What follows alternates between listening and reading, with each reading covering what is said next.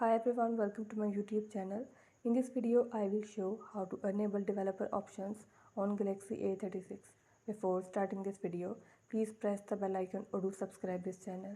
Let's start our video without wasting any time.